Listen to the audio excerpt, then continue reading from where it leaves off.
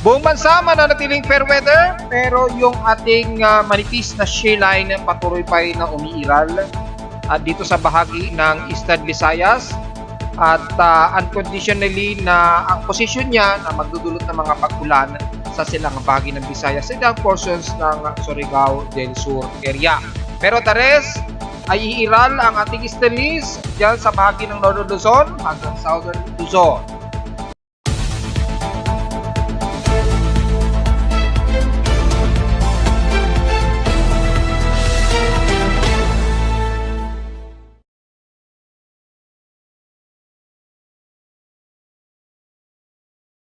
Hello, good morning mga folks. Welcome po muli sa ating daily weather bulletin at analysis para sa araw ng Huwebes, February 15, 2024. Ang oras nating boys from umaga ay alas 10:11 na ng umaga. Well, halos fair weather po ang buong bansa natin halos maliban lamang sa silangang bahagi ng bansa natin, typically sa may bandang Visayas at Eastern Mindanao, medyo umiiral po yung frontal system natin dyan. Kaya medyo may mga maulap pa rin himpapawid dyan. Despite na manipis-nipis lamang yung frontal system na umiiral dyan sa silangan ng Visayas area. Pero ang nalalabi ng bansa, mas iiral po ang ating easterlies ngayon dahil medyo namamahinga o medyo halos namamahinga ang daloy ng northeast monsoon. Kaya medyo nakakaranas tayo ng medyo mahangin ngayon dito sa atin, especially sa buong Luzon. Sa lowest temperature na natala na weather station kaninang 6:44 AM, nakapagtala kami ng lowest of 24.2 degrees Celsius. Kahapon nakapagtala kami ng pinakamataas na 32.3 degrees Celsius kahapon ito ng hapon 1:11 PM. Ibig sabihin lamang ay nanatiling halos mataas ang ating heat index kahapon dahil medyo humid po tayo at very fair weather po tayo kahapon. At ang ating heat index kahapon ay tala sa weather station sa Caloocan na nasa 40.2 degrees Celsius. So pasok po sa may pinaka-danger level. However, kung sisilipin naman natin sa heat index ni Pag-asa, ay wala pong nakataas sa kanila, nasa danger level, halos. So ibig sabihin lamang ay despite na 40 degrees Celsius na nasa extreme o halos magde-danger level po, kami sa Caloocan ang nangunguna sa may pinakamataas na heat index sa bansa. Itatabi natin sa official ni Pag-asa. Well, since nasa kaldurang bahagi kasi ang NCR, expected na dry na epektuhan na kasi tayo ng yung tagtuyot at drought na nararanasan ng mga taga Northwestern Luzon. Sa ating Phase Extremes and past 24 hours, nangunguna ang Cotabato sa may pinakamalinsangang temperatura at 35.2 degrees Celsius. Siyempre, dahil sa humihina o halos namamahinga ang ating northeast monsoon, ay ang Baguio City na nakapagtala ng pinakamababang temperatura na nasa 15.2 degrees Celsius na lowest temperature. So, bahagyang tumaas po ito. Sa Inulan naman, ang Baler radar site na nasa 30 mm ang inulan sa kanila since past 24 hours. Gaya na ating sinasabi, makakaranas sila ng mga ilang isolated drizzle light rains dyan. Especially lalo na umiiral ang ating easterlies mula kagabi at ngayong araw. Since most of fair weather tayo, mga ilang partly cloudy tayo ngayong maghapon halos, ay ating volcanic thermal alert status natin. Kung sisilipin natin, mas maliwanag itong nakikita ngayon ng MODIS satellite. So far, naratiling mababa at 19 megawatts pero mayroong nakikitaan ng magmatic intrusion sa kanyang thermal signature. So nakikita sa pinakabungangan ni Taal na medyo may magmatic intrusion na nakikitaan mula sa data ni MODIS. So mataas po ang confidence niya at 100%. So bantay-bantay na lang sa ating mga kabatang. At kung sisilipin naman natin yung synopsis mula sa report data feed ni PBOX, courtesy of PBOX, makikita wala namang volcanic earthquakes na naitala. Hopefully, ito kahapon ito na itala. Pero nung huling record kasi is February 12 pa lamang. So wala tayong magiging komento masyado dahil na-report na natin yan ng mga nakarang araw at walang latest report itong si PBOX. And so far naman, wala namang ibang anomaly o thermal anomaly sa iba't ibang bahagi ng bansa na mga bulkan natin. Maging kayo ngayon. So sa mga kababayan natin, lalo na sa medyo umaagresibong si Mount Bulusan, kung di ako nagkakamali, bantay-bantay na lamang po dahil medyo nagbubuga na rin at nakataas na rin ang alert level ni Bulusan. Kung sisilipin natin yung synopsis niya, kung sisilipin natin, nasa alert 1 po yung ano ni Bulusan at medyo aktibo ang pagyayanig ni Mount Bulusan na nakapagtala nga ng volcanic earthquakes para ngayong araw. So 21 volcanic earthquakes lumalabas, mas buhay itong si Bulusan kumpara kay Taal this time. Pero mababa ang SO2 emission na 202 at ang huling record lamang nila ito since January 18. So medyo maulap lamang at natatakpan daw ng kaulapan yung bulkan na ito. So medyo hindi na-measure ng maayos yung SO2 emission. Pero dahil wala silang latest report, wala tayong magiging komento. Ang huling record lamang sa kanila ay may mga pagyanig sa paligid ng bulkang Bulusan. And so far sa ating space weather status, normal at tahimik naman ang ating geomagnetic field so far. At kung sisilipin natin sa latest monitoring at forecast nito, so far ay mula ngayong araw, medyo mababa ang inaasahang forecast ng mga geomagnetic field. Ibig sabihin lamang ay in-expect na mababa lang din ang supposed to be na expected na solar radiation. However, may mga bago na namang pag-release yung ating solar corona at yung CME emission mula kay Haring Araw. So, typically, ay babantayin natin. Bagamat malilit lamang yung sunspots at medyo malayo-layo na po itong tutok nitong 3576 na mas malaking sunspots ni Haring Araw, kaya medyo wala tayong i-expect na mataas na solar radiation effect. At so far, S1 naman at mababa. So, sabihin considering S0, wala tayong masyadong solar activity. Sa ating planetary K-index, sa ating latest program graph, wala naman, tahimik naman so far. Tumaas man yan, probably hanggang unsettled. Malayo sa naging forecast ng isang araw na aabutin ng G1 geomagnetic storm. Hindi naman po yun nangyari. At ganun din sa ating solar explainer chart ay hindi naman umabot. Mula noong kahapon na nag-maximum lamang ng M5 class C hanggang M5 class, wala namang unusual na mas humigit pa sa M class category na ating solar radiation. So nanatiling nasa under monitoring yung ating solar photon flux.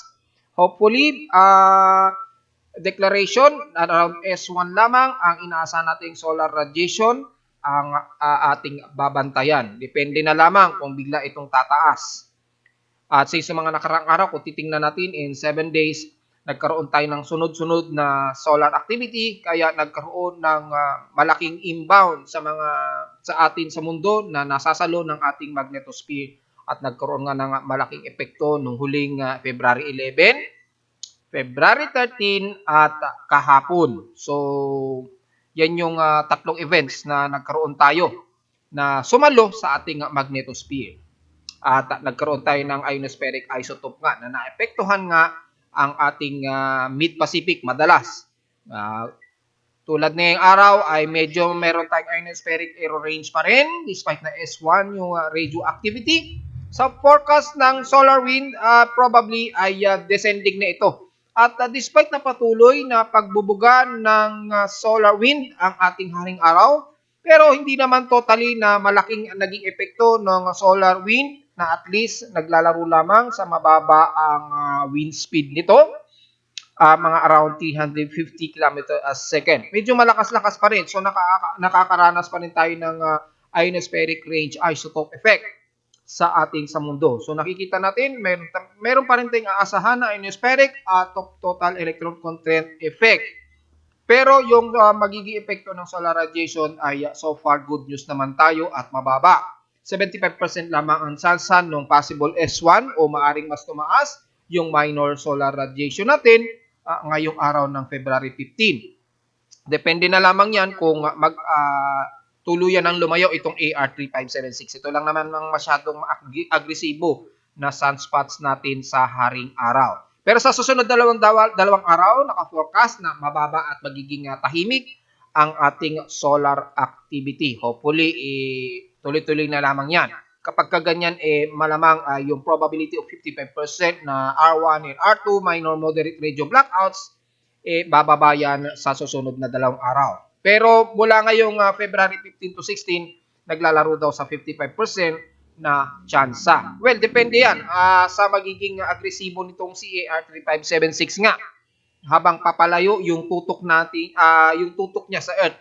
Ibig sabihin na palayo yung tutok niya, yung ito na yung C3576 Ang nakatutok na lang sa Earth, yung 3581 at 3583. Hindi na masyadong pansin itong C3582. Si 3576 kasi medyo palayo na siya, medyo layo na. Yung swing na lang niya ng solar wind niya ang medyo umaabot sa Earth, which is nakikita na nga natin dito. Yung swing niya.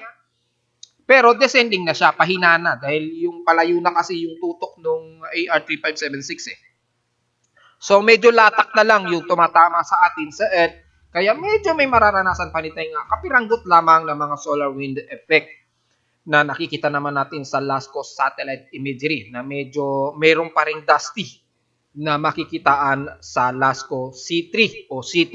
Pero hindi na masyado malala, di gaya ng mga nakaraang araw na nagkaroon nga ng malaking epekto sa ating Earth.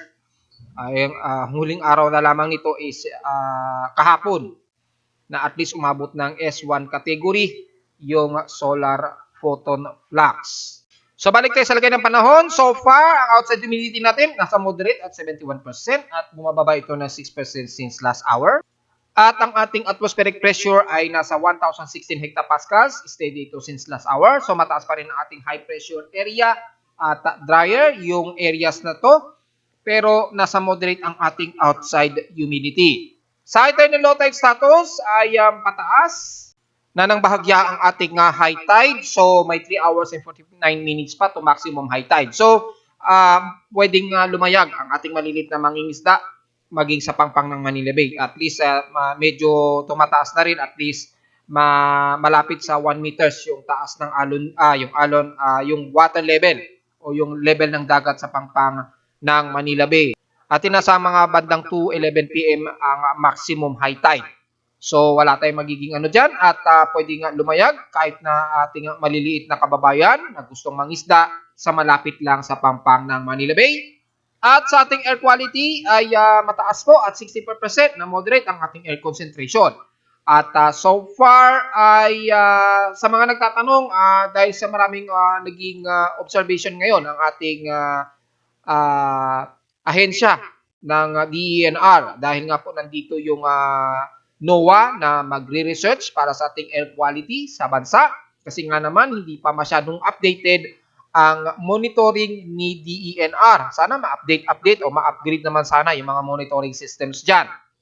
At kung titingnan natin sa air quality, kung pagbabasin natin ang measurement ng aking ng stasyon ko dito sa Caloocan, ang highly average natin kasi naglalaro typically mga hanggang 50 to 60 plus na particulate matter.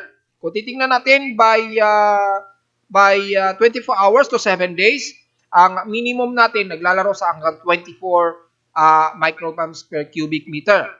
Typically, ang mataas natin naglalaro nga po sa 50 to 60 micrograms per cubic meter yung ating particulate matter. So, kung naging concern sa atin yung mataas na pollution, typically naglalaro lamang sa around 50 to 60 micrograms per cubic. Ang normally mataas na pollutant natin sa Pilipinas. Kung i-measure yan ng mas advanced ng NOAA, lalabas yan sa kanilang measurement. Naglalaro yan mga 50 to 60 micrograms per cubic meter. Kung titingnan natin dito sa ating last 4 weeks na average air quality, typically mga 15, 20 to maximum, mga 40, mga ganyan, 40 at yung pinakamalalang pollutant natin ay umaabot ng 50 to 60 plus na particulate matter. Kapag particulate matter 10, pag particulate matter 2.5, naglalaro naman sa around 15 to 30 micrograms per cubic meter. Yung po ang typical na average natin sa Pilipinas. At kung gusto nyo malaman yung typically average natin pagka taunan, since one whole year, ang maximum natin ay 86.3 micrograms per cubic meter kapag ka-particulate 2.5 at PM10 PM10 naman ay umaabot ng mahigit sa 100 hanggang 120 micrograms per cubic meter. Yung pinaka highly average natin kapag particulate matter of 10. So yun. Yun po yung ating kasagutan sa nagtatanong kung sakaling lalabas ang resulta ng NOAA, probably naglalaro dyan yung particulate matter. Hindi po maganda yan masamang air pollution po yan. Ang normal kasi natin na typically, mga at least mga hanggang within 15 to 20 micrograms per cubic meter ang ating medyo maganda-ganda na po mga na ating particulate matter. So yung maganda nating levels, typically mga hanggang 15 to 20. Medyo katanggap-tanggap na mga hanggang 25 micrograms per cubic meter yung good air quality na. So, yung maximum good to moderate na pinapakita natin dito in 7 days, yan, naglalaro sa at least 20. Yan, mga 20 po. Naglalaro sa 15 to 20. Yan, pinakamaganda na po na air quality natin yan sa Pilipinas. Kung babasihan ko ang measurement ko sa amin sa Caloocan. So, malamang yan ang lalabas na resulta kapag nagkaroon na ng assessment report si NOAA with collaboration of Department of Environmental and Natural Resources natin. Kasama na iba't ibang ahensya ng space weather at ng ilang ahensya ng siyensya sa atin sa Pilipinas. So sa ating almanak, sumikat ang haring araw kaninang 6:20 AM at inaasahan lulubog ito mamayang 6 o'clock PM. At ang moonrise na po na nasa 32% illuminated rather.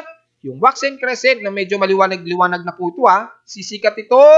Actually, sakto, sumikat na po ngayong eksakto 10:30 AM. 10:20 AM rather. Kani-kanina lang konti.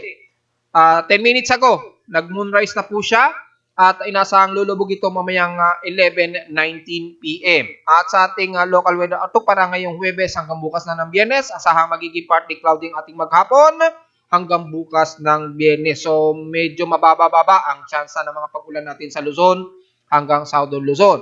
Magkaroon man ng mga isolated rain showers typically sa northeast sections ng Northern Luzon hanggang sa may bandang east portions ng Southern Luzon, Bicol Region at Visayas area. Siyempre, lalo na sa bahagi ng Mindanao area.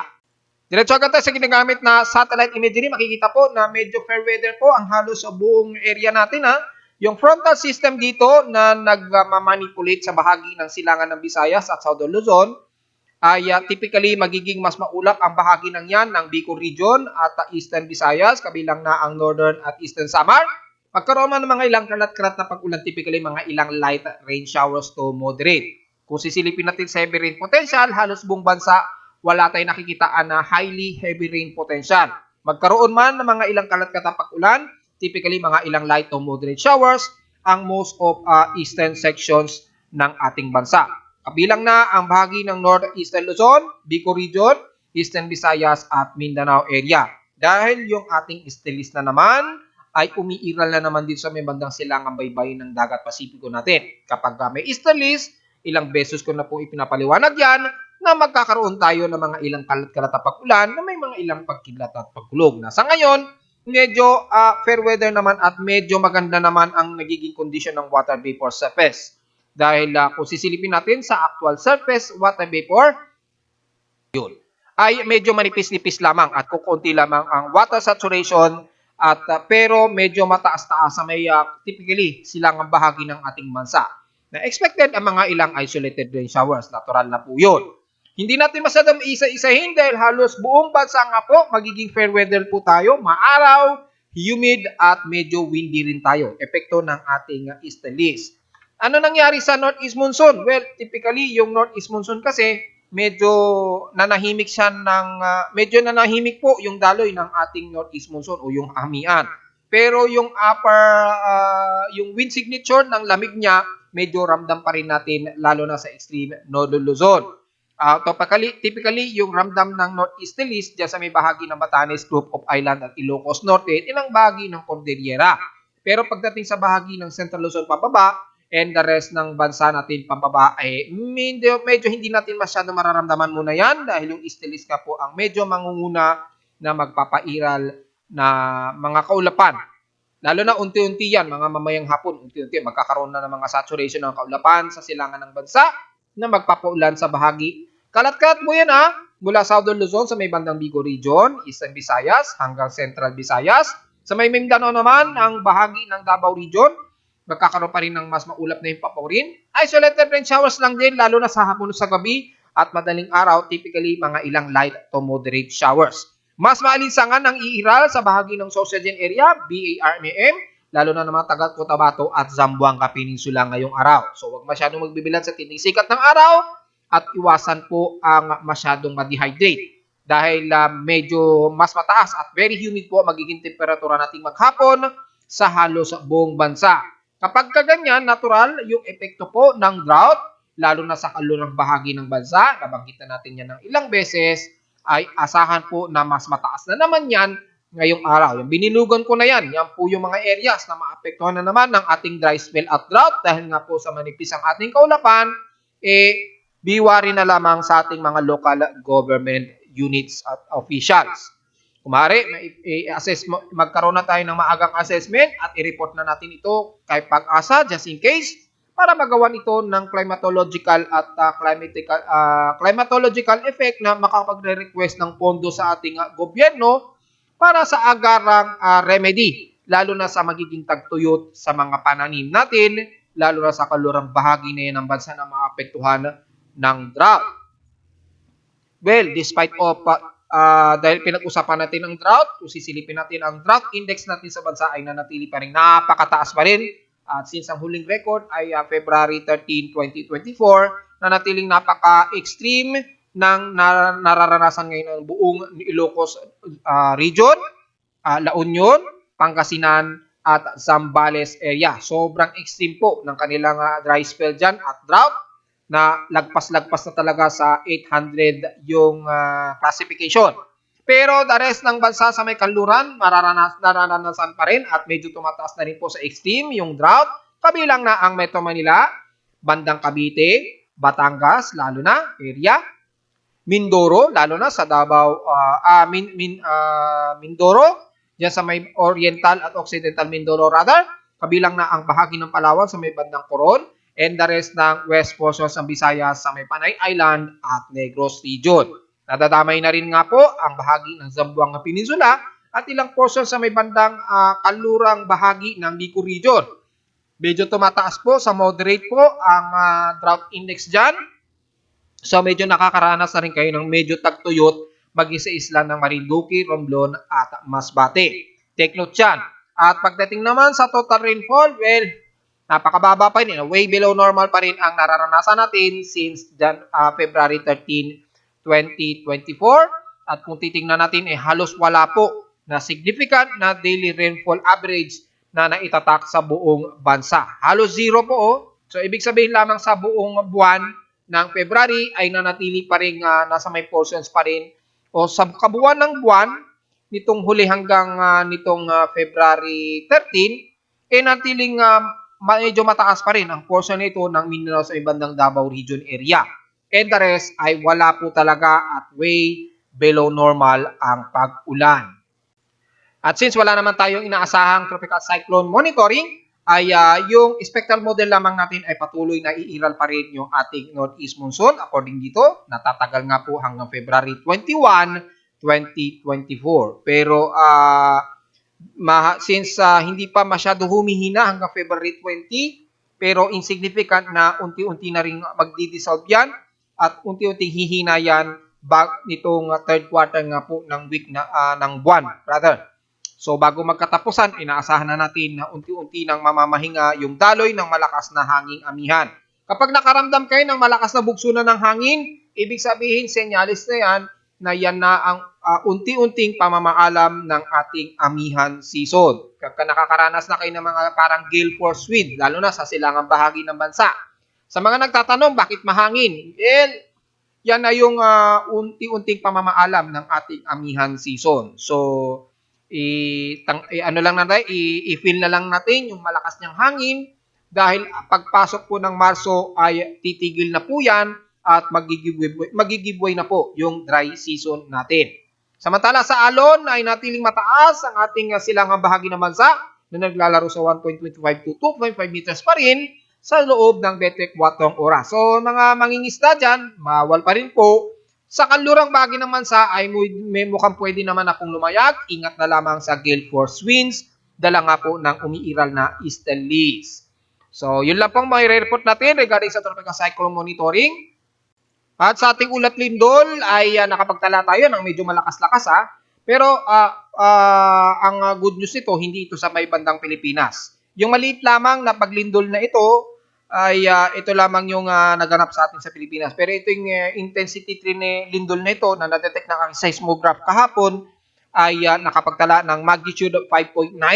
Sa International Seismic Network, mabot ng magnitude 6 po yung recording nila. Sa aking measurement, magnitude 5.9 lamang.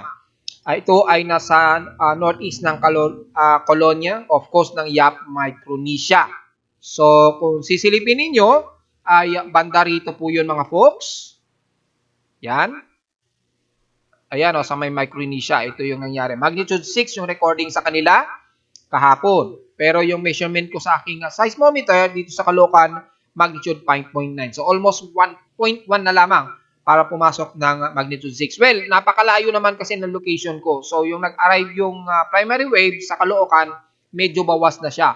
So, yung malakas na intensity, mas ramdam sa may bandang Palau area at Guam at Northern Mariana Islands. Pero pagdating sa Pilipinas, medyo mahina na siya. Nabawasan na siya ng ilang magnitude. Kaya magnitude 5.9 na lamang ang naging recording ko. So, yun po ang ating huling records. At sa Pilipinas naman since 12 a.m., wala pa naman tayong naitala so far ng magnitude 4 pataas. Puro below magnitude 4 lamang ang naitala natin so far. So, kung titingnan natin yung ating historical earthquake records, ay tingnan natin kung ilan na po ang total earthquake natin. From January to February, ang total earthquakes natin na na-record ay nasa 1,920 na po ang total earthquakes natin. Pero for the month of February, ay nakapagtala na tayo ng total earthquakes of 558 na paglindol. Mula magnitude 2.0 yan pataas hindi natin isinasama yung magnitude 1 pataas. At meron tayong natala na magnitude 2 to 4 na 510 total. Magnitude 4.0 to 5.0 ay magnitude, total of 39 magnitudes na 4.0 to 5. Siyam na magnitude 5 pataas. At wala naman tayong naitala na magnitude 6 pataas pa sa ngayon so far. At wag naman sana nating hangarin pa na magkaroon tayo ng magnitude 6.0 pataas. So generally, ngayong araw ay nakapagtala tayo ng total of 558 earthquakes mula ngayong February 15. So, may 15 days pa tayo. Kung titingnan natin kung mahihigitan niya itong si January, na kung titingnan natin yung record ng January ay nasa total of 1,362 total earthquakes. Tingnan natin kung mahihigitan niya ang month of January 2024 na total earthquakes. At kung magkakaroon ba ng mahigit sa magnitude 6 na huling record di gaya nung January 9, 2024 dyan sa may bandang Balot Island, Sarangani. O sa ating astronomical report, meron tayong astronomical event. May conjunction tayo ng Moon and Jupiter at i-post ko na yan sa Facebook page. At conjunction ng Mars and Pluto. Well, malayo naman si Pluto. So, yung mga high powerful telescope lamang ang pwede makakita niyan. Mga more than 30-inch telescope or Hubble telescope, ang pwede lang makita yan, si Pluto. At yung conjunction naman ng Moon and Jupiter, typically makikita natin yan mamayang gabi. Mas malapit na po yan. So, pagkakataon at kung clear skies mamaya, magandang kunan natin yan, lalo na sa mga astronomical chasers natin, mga kababayan dyan sa palipaligid, ay pagkakataon na natin ito. 5 hours away pa po para magkaroon ng starting ng conjunction ng Moon and Jupiter. So mamayang gabi, kita natin yan dito sa may bandang west location. Bago kalulubog lang ng haring araw niyan. So kita na natin agad yung conjunction ng Moon at Jupiter. mga between 50 degrees pa lamang, kita na natin yan paglubog ng araw. So, yun lamang ating report mga folks. At narito naman ating 3-day weather forecast para sa araw ng Huwebes, February 15, 2022.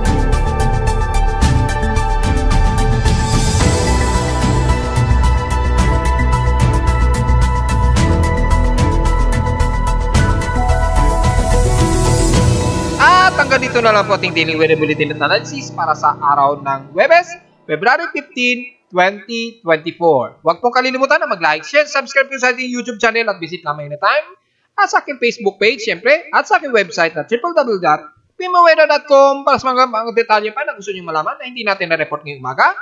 At since fair weather naman ng halos buong bansa natin, ingat na lamang at magpayong na lamang sa tindi sikat ng araw. At visit na lamang sa mga real-time events ng aking weather station sa Caloocan para sa gustong malaman ng real-time events at sa mga data feeds mula sa iba't ibang weather agencies. Maraming salamat po mga folks at magandang araw po sa ating lahat.